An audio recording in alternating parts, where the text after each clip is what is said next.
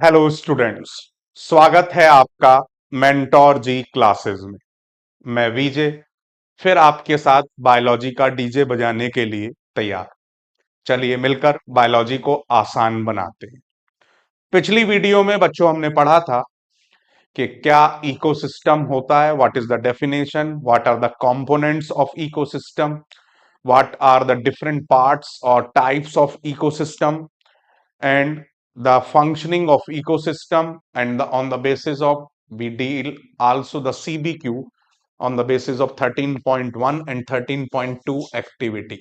Now the important concepts of ecosystem, अब हम food chain और फूड वेब की बात करते हैं. That is very very very important. Simply if we define a food chain, तो ये सिंपल डेफिनेशन है फूड चेन की, जिसको आप इजीली एक्सप्लेन कर सकते हैं. So this definition of food chain is series और organism taking part various biotic levels form a food chain. अब इसमें आप ये और on the basis of on the basis of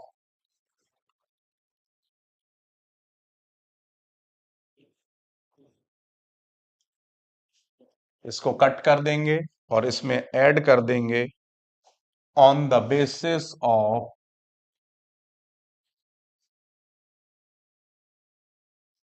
interdependency of food on food. Food के ऊपर interdependency के basis पर हम सीरीज या ऑर्गेनिज्म का जो भी बायोटिक लेवल्स के बेसिस पर वो टेक पार्ट कर रहे हैं, they correlate with each other, that is named as food chain. अब देखिए, इन नेचर ये बड़ा इंपॉर्टेंट है, food chain doesn't exist. Individual food chain, individual food chain doesn't exist, बल्कि क्या होता है, there is a network interconnection of different food chains, and that is named as food web. तो food web is the interconnection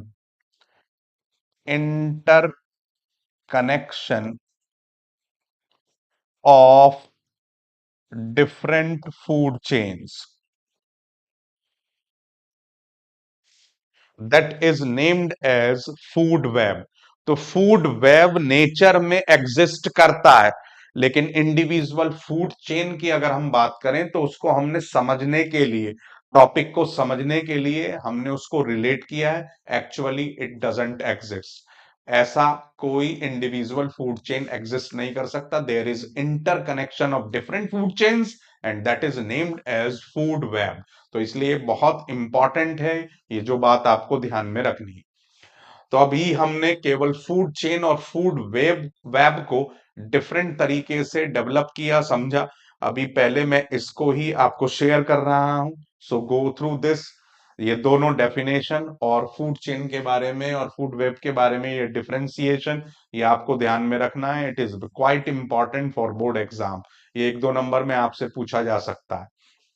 फिर इसके आगे के aspects को बात करते हैं. तो इसके लिए तो ये आप शेयर कर लें बेटा, स्कैन कर लें इसे, ताकि फ्यूचर यूज में आप इसको सेव कर सकें.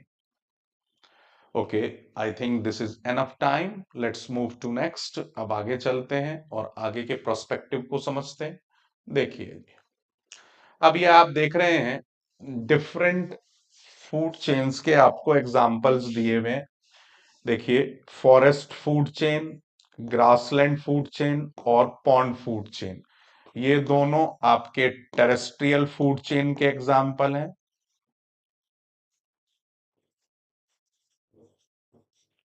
में तो 2 एग्जाम्पल हो गए, और ये हो गया आपका एक्वाटिक फूड चेन का एग्जाम्पल.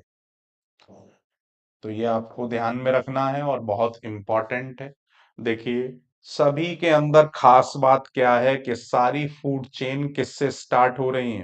अगर आप ध्यान से देखें तो each food chain starts from plant.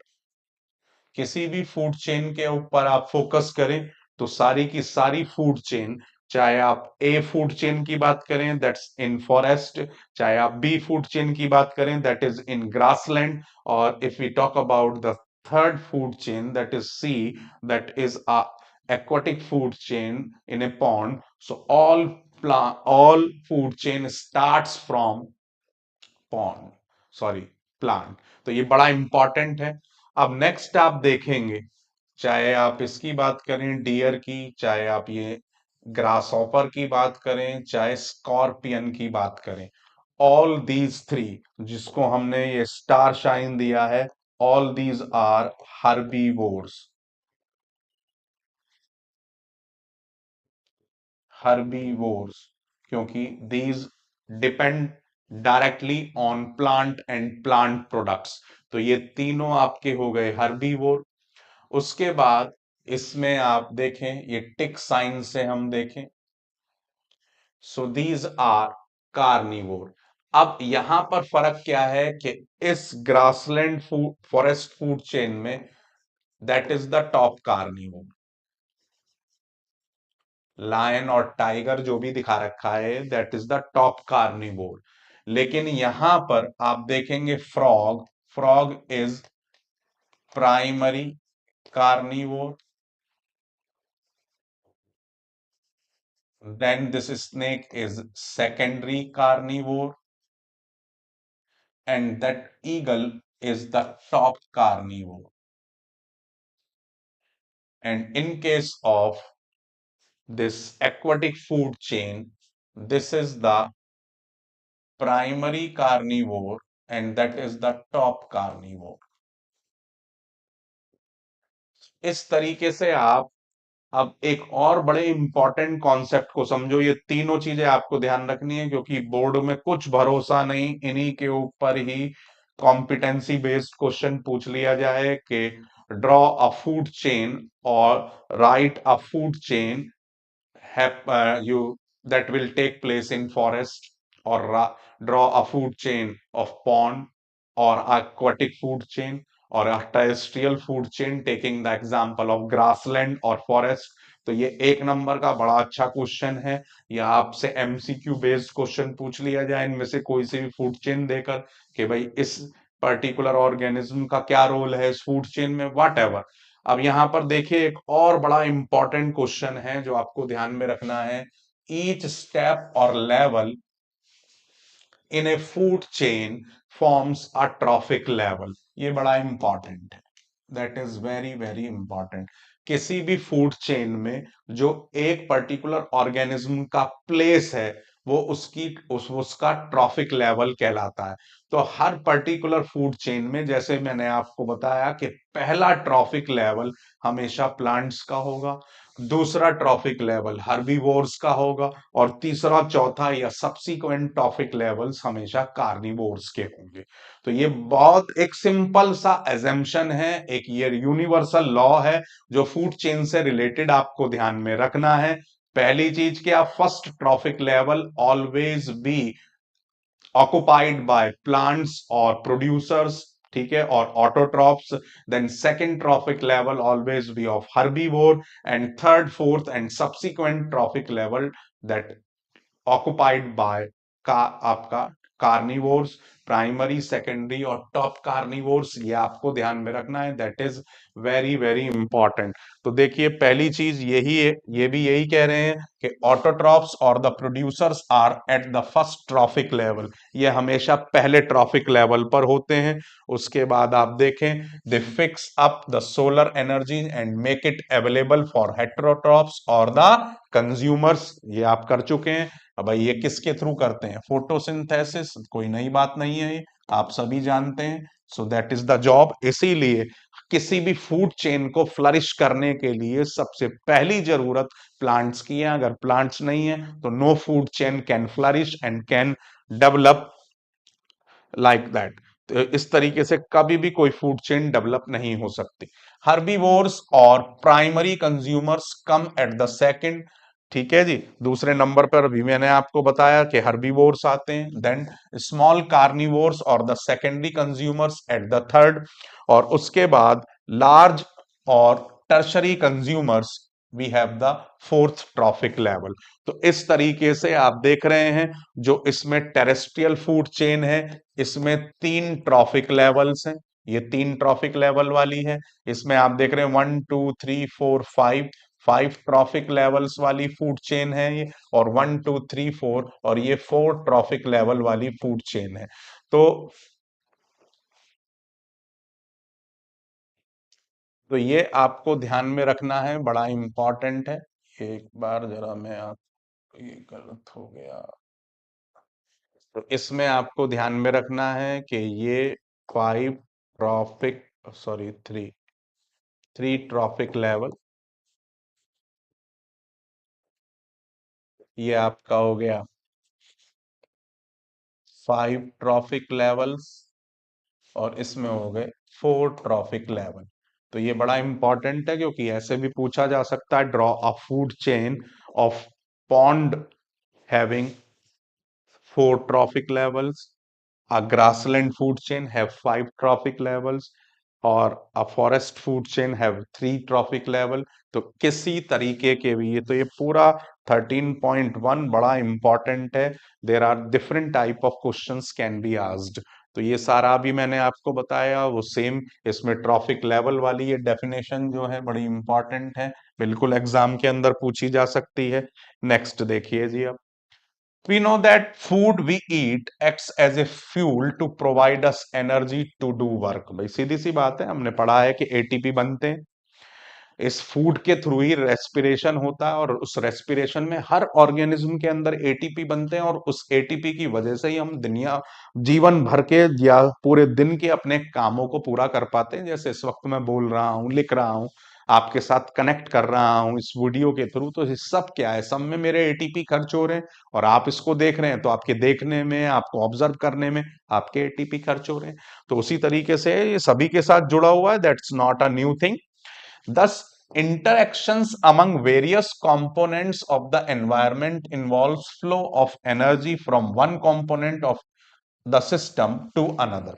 तो इसलिए एक कंपोनेंट से दूसरे कंपोनेंट तक पहुंचने के लिए हमेशा ये एनर्जी का फ्लो होना जरूरी है। इसीलिए फूड के बेसिस पर एक पर्टिकुलर ऑर्गेनिज्म की डिपेंडेंसी दूसरे ऑर्गेनिज्म पर है। अगर ये डिपेंडेंसी नहीं होगी तो कोई भी इकोसिस्टम, पूरी दुनिया ही नहीं चल सकती है।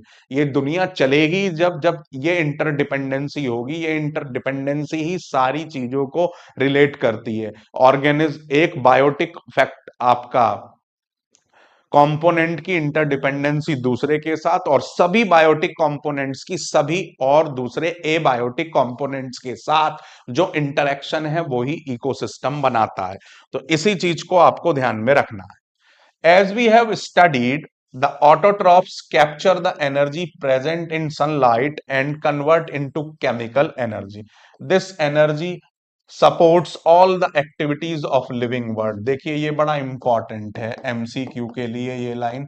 ये ही एनर्जी पूरे के पूरे इकोसिस्टम को ड्राइव कर रही है, चला रही है, उसको आगे फॉरवर्ड कर रही है। अगर ये एनर्जी ना हो तो इकोसिस्टम कोई भी वर्क नहीं कर सकता। For from autotrophs the energy goes to heterotrophs and decomposers। तो वही है, from higher concentration to lower concentration. तो सबसे बेहतरीन जो इकोसिस्टम का कन्वे है वो केवल और केवल फोटोसिंथेसिस के थ्रू प्लांट्स कर सकते हैं। No other animal has this special potency. So however as we saw in the previous chapter, ये तो अब आपका कट गया, when one of the energy is changed to other, some energy is lost to environment in the forms we cannot used again। अब ये फिर बड़ा important है कि जितनी भी एनर्जी किसी भी ऑर्गेनिज्म के शरीर में बनती है वो सारी की सारी अगले ऑर्गेनिज्म को नहीं मिलती। उसका कुछ हिस्सा ही अगले ऑर्गेनिज्म को मिल पाता है। Rest that will develop in different other kinds तो उसी चीज को हम डिस्कस करने वाले हैं और इसी को हम कहते हैं 10% लॉ। उससे पहले मैं इसको शेयर कर रहा हूं, आप इसको स्कैन करें, फ्यूचर नोट्स बनाएं, अपने कॉपी में रखें और बार बार इनकी प्रैक्टिस करें, क्योंकि जितनी आप प्रैक्टिस करेंगे उतना आप आगे के लिए अपना रास्ता आसान करेंगे, क्योंकि ये भी चैप्टर 3 से 5 नंबर का है एग्जाम में, जो आपको मिलना ही मिलना है। तो इसलिए बड़े ध्यान से, एक एक चैप्टर की कीमत है, बहुत ध्यान से एक एक चीज को करें, समझें और उसको फ्यूचर यूज के लिए सेव जरूर करें। So I think that is enough time to deal with this QR code. Okay, let's move to next. अब हम बहुत इंपॉर्टेंट सेक्शन की बात करने वाले हैं and that is named as 10% law. अब ये देखो बच्चों, ये भी एक ऐसा क्वेश्चन है एग्जाम में जो हर हालत में आपको मिलना ही मिलना है, तो इसको बड़े अच्छे तरीके से रिलेट करें। what we are going to do, that we are going to do 10% law and that is given by लिंडरमैन। लिंडरमैन के नाम के साइंटिस्ट ने इस पर्टिकुलर लॉ को प्रपोज किया था। अब ये देखिए क्या कहना चाह रहे हैं, ये इस बात को समझिए। हम यहां पर एक एग्जाम्पल ले लेते हैं, एक फूड चेन का, और ये फूड चेन हम 3 ट्रॉफिक लेवल की लेते हैं। सपोज कीजिए वी टेक प्लांट्स, और प्लांट्स को आगे खा लिया डियर ने, और डियर को आगे खा लिया लायन ने। तो इस तरीके से ये हम 3 ट्रॉफिक लेवल की फूड चेन आपको दिखा रहे हैं। अब ये क्या कह रहे हैं उसको एक एक करके एग्जाम्पल्स के थ्रू समझते हैं। अब प्लांट्स के ऊपर suppose we have this sunlight, ये सनलाइट हो गई। अब यहां पर आप ध्यान रखेंगे, जितनी भी सनलाइट पड़ती है प्लांट के ऊपर, सपोज कीजिए यहां पर हमने इसको ले लिया, जो सनलाइट प्लांट्स के पास आ रही है, लेट सपोज दैट इज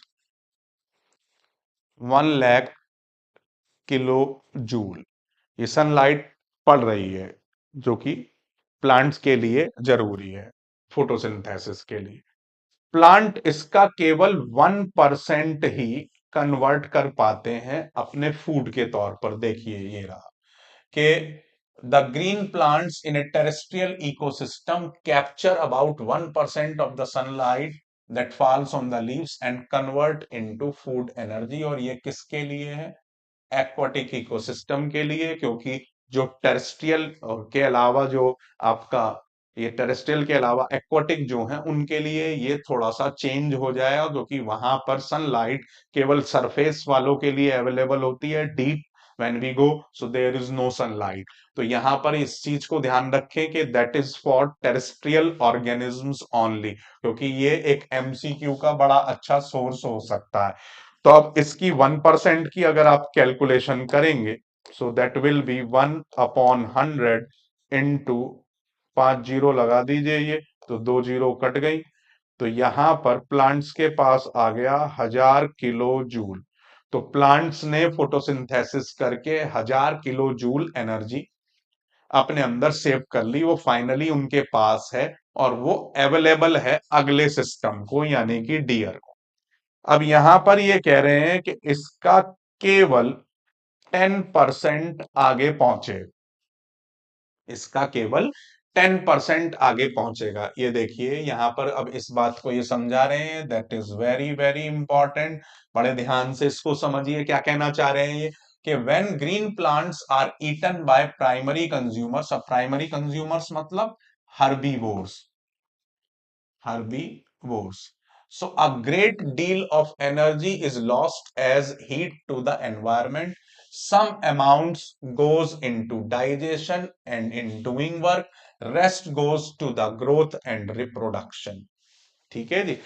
अब ये 90% में ये सारा खर्च हो गया, दैट इज टोटल 90%। तो 90% में क्या क्या खर्च हो गया? 90% में क्या क्या है? देखिए पहला है एनवायरमेंट को, एनवायरमेंट पहला तो हो गया जी एनवायरमेंट। दूसरा क्या खर्चा हो गया जी? दूसरा खर्चा है goes into digestion and doing work, digestion and doing work, ये दूसरा खर्चा हो गया जी। अब बात करते हैं तीसरे खर्चे की। तीसरा खर्चा क्या है जी? Growth and reproduction.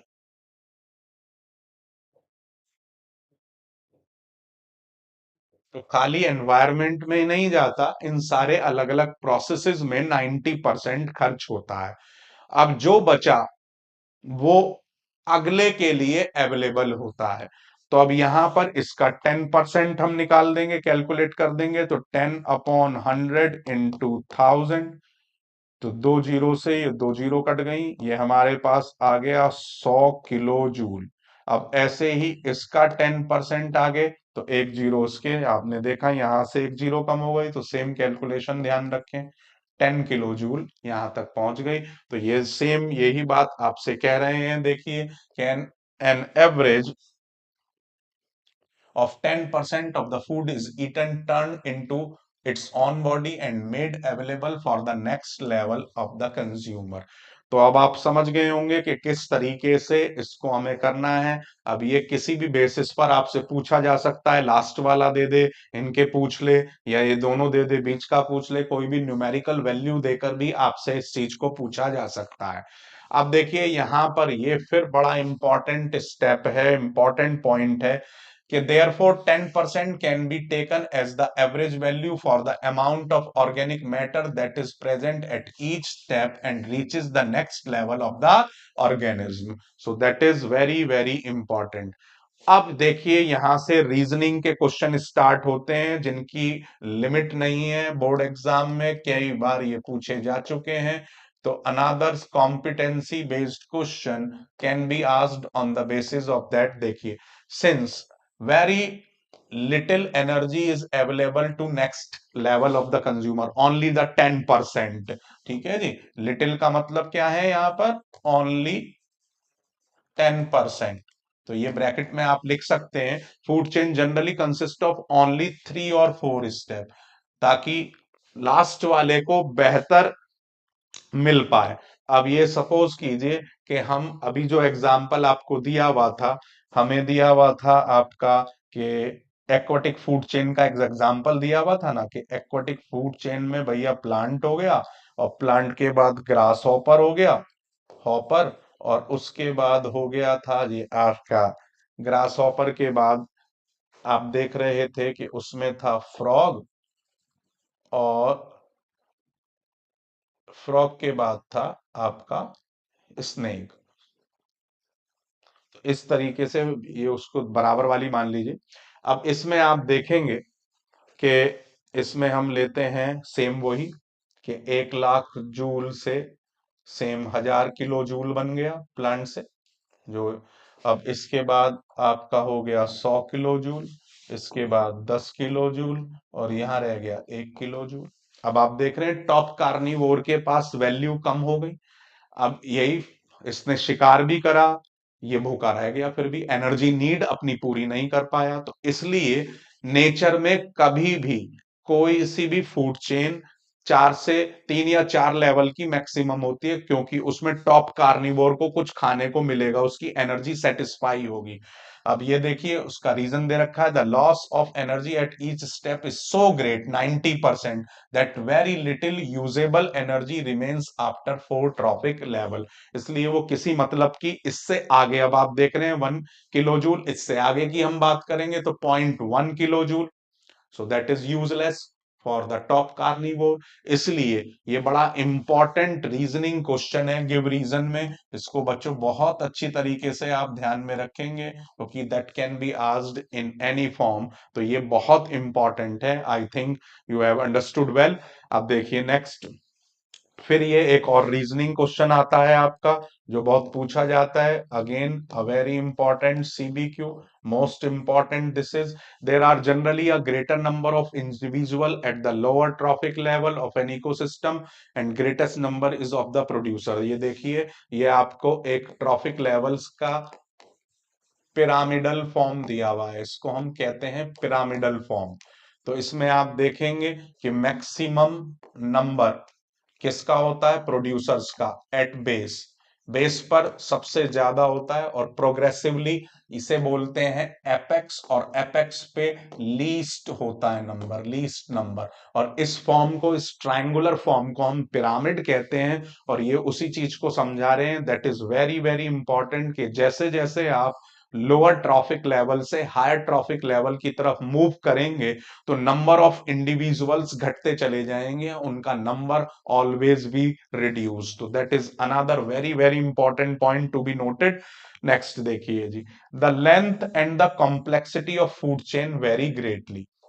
Each organism is generally eaten by two or more organisms, other different kind of organisms, which in turn for eaten by several other organisms. So instead of a straight line food chain, the relationship can be shown as series of branching of lines, that is named as food web. जो already मैं आपको बता ही चुका हूं कि nature में food, individual food chain exist नहीं करती, नेचर में फूड वेब एग्जिस्ट करता है, that shows the interdependency of different organism. एक ही प्लांट को खाने वाले बहुत सारे हर्बीवोर्स हो सकते हैं, और उन हर्बीवोर्स को खाने वाले बहुत सारे कार्निवोर्स एक दूसरे के साथ कनेक्टेड हो सकते हैं। तो ये बड़ा इंपॉर्टेंट डिस्कशन बच्चों हमने किया है, बहुत ही इंपॉर्टेंट है ये। मैं फिर इसका क्यूआर कोड आपको शेयर कर रहा हूं, ध्यान से इसको स्कैन करें और इसको लिखें अपनी नोटबुक में, फ्यूचर यूज के लिए सेव करें, नोट्स बनाएं, मल्टीपल इनकी प्रैक्टिस करें, क्योंकि घूम फिर के यही क्वेश्चन आने हैं। ये पूरा पेज जो भी हमने डिस्कस किया है 100% एग्जाम में किसी ना किसी फॉर्म में मिलेगा, यू कांट से नो। इसको आप पेपर सेटर बनाने वाला इसको नो कह ही नहीं सकता, क्योंकि इसकी इंपॉर्टेंस बहुत ज्यादा है। इसलिए हमें भी उसी हिसाब से इसकी इंपॉर्टेंस को समझते हुए बहुत ज्यादा मेहनत करनी है। I think that's enough time to deal with this QR code. Okay, let's move to the next. अब आप देखेंगे यही फूड वेब जो भी बात कर रहे थे हम, इस फूड वेब को ही देखते हैं। देखिए, यही फूड वेब आपको सारी जानकारी दे देगा। देखिए, सारे के सारे प्लांट्स आ गए नीचे की तरफ, अलग एक ही रीजन के, एक ही इकोसिस्टम की अगर हम बात करें, these are the multiple plants we see at the bottom. अब उन सभी को खाने वाले जितने भी हैं आप देख रहे हैं, all these are the herbivores. तो ये आपका आ गए सारे के सारे प्लांट्स। तो देखिए, हर पर्टिकुलर इकोसिस्टम का बेस या first trophic level always be made by plants. उसके बाद ये सारे के सारे हो गए जी प्लांट्स, जो कि आपका फर्स्ट ट्रॉफिक लेवल बना रहे हैं, फर्स्ट ट्रॉफिक लेवल। ये हर किसी इकोसिस्टम के अंदर सबसे पहली जरूरत है। उसके बाद आप देखेंगे तो this is the second trophic level, that is second trophic level, and that is made by herbivores, herbivores, और जिन्हें हम आपका प्राइमरी कंज्यूमर्स भी कहते हैं, इनको आप प्राइमरी कंज्यूमर्स भी नाम दे सकते हैं। उसके बाद आप देख रहे हैं that is the next trophic level. इसको आप देखें तो ये आपके सारे के सारे, ये भी डिफरेंट इसमें आप देख रहे हैं, ये भी हर्बीवोर में ही आएगा, लेकिन ये यहां तक आप देखें, so that will be the, ये आपका हो गए, ये आपके हो गए कार्निवोर। अब कार्निवोर के लिए आपको कुछ चीजें ध्यान रखनी पड़ेंगी। कार्निवोर का भी 3 लेवल में आप डिवाइड कर सकते हैं, प्राइमरी कार्निवोर, आपका सेकेंडरी कार्निवोर और टॉप कार्निवोर। जैसे कि इसमें ये टॉप कार्निवोर ही हो गया, ठीक है जी। लेकिन आप देख रहे हैं कि यहां पर आप देख रहे हैं कि इसके ऊपर भी एक और आ गया, इसके ऊपर भी एक और आ गया, तो ये सेकेंडरी कार्निवोर हो गया, ये टर्शरी कार्निवोर हो गया। ऐसे ही यहां पर भी आप देख रहे हैं, ये आपका सेकेंडरी कार्बन। अब आप देख रहे हैं हर किसी इकोसिस्टम का टॉप कार्निवोर केवल ये बिग कैट्स हैं। तो अब आप देख रहे हैं एक ही particular food chain multiple herbivores या कार्निवोर्स के साथ एक्सेस हो रही है, जुड़ रही है, इसलिए इसे हम फूड वेब कहते हैं। और नेचर के अंदर फूड वेब ही एग्जिस्ट करता है, फूड चेन इंडिविजुअली एग्जिस्ट नहीं करती है। तो एक तो ये कॉन्सेप्ट आपको बहुत अच्छे तरीके से ध्यान में रखना है। उसके बाद ये एक और बड़ा इंपॉर्टेंट गिव रीजन है, जो बहुत बार बोर्ड में पूछा जा चुका है, तो ये आपको बहुत ध्यान में रखना है, that is a important competency based question which you need to focus a lot. इस पर भी आपको बहुत ज्यादा ध्यान देने की जरूरत है। एंड दैट इज हमेशा एनर्जी फ्लो जो होता है वो यूनिडायरेक्शनल होता है। भाई आप जानते ही हैं किसी भी फूड चेन या फूड वेब के अंदर हायर किसी भी सिस्टम में आप देखेंगे तो हायर ट्रॉफिक लेवल से लोअर ट्रॉफिक लेवल की तरफ हमेशा एनर्जी का मूवमेंट होता है। वही सेम यहां पर है भाई, क्योंकि हायर सबसे ज्यादा, अब आप उसका रीजन समझ सकते हैं, 90% is lost in different type of activities, जो कि अभी हमने डिस्कस किया, ग्रोथ, रिप्रोडक्शन, मूवमेंट और अदर एक्टिविटीज, आपका डाइजेशन, और साथ के साथ एनवायरमेंट में भी जा रहा है, रेडिएट हो रहा है। तो 90% तो लूज कर दिया हर ऑर्गेनिज्म ने, केवल अगले ऑर्गेनिज्म को 10% मिला। तो अब ऐसी स्थिति में प्रोग्रेसिवली जब वो डिक्रीज होता चला जा रहा है, तो how that can be revert back, वो आ ही नहीं सकता है। तो यही चीज ये कह रहे हैं कि the energy that is captured by the autotrophs does not revert back to the solar input, and energy which passes to the herbivore does not come back to the autotrophs. So as it moves progressively through the various trophic level, it is no longer available to previous level. तो ये पहला point हो गया, ये 2 number में आ सकता है। दूसरे पॉइंट में ये कह रहे हैं कि another very important point what they are discuss, secondly the energy available at each trophic level gets diminished progressively due to loss of energy at, वही जो कि भाई घटती चली जाती है, अब वापस भी नहीं आ सकती क्योंकि घटती चली जा रही है। यही 2 रीजन है जिसकी वजह से हमेशा जो एनर्जी फ्लो होता है that will be unidirectional only. So this is the aspect of food chain and food web. इससे रिलेटेड सारे के सारे सीबीक्यू क्वेश्चंस को हमने समझा, उसको फॉर्मुलेट किया, उसको डेवलप किया। अब मैं आपको इसका क्यूआर कोड शेयर कर रहा हूं बच्चों, बहुत इंपॉर्टेंट है ये समझ लीजिए कि आगे आने वाले जो एग्जाम में है, इस चैप्टर से सबसे ज्यादा क्वेश्चन इसी पोर्शन पर बनते हैं जो अभी हमने डिस्कस किया। तो इसको बहुत अच्छे तरीके से अलग अलग कॉम्पिटेंसी वाइज लिखें, सेव करें, मल्टीपल टाइम इसको प्रैक्टिस करें, और जो समझ में नहीं आए हमसे रिलेट कर सकते हैं। मैंने आपको बताया था हमारा सेक्शन है एक, जिसमें आप 1-to-1 इंटरेक्शन कर सकते हैं, अपने टीचर से, सब्जेक्ट टीचर से, अपने मेंटोर से डिस्कशन कर सकते हैं और अपनी अपनी प्रॉब्लम्स को डिस्कस कर सकते हैं।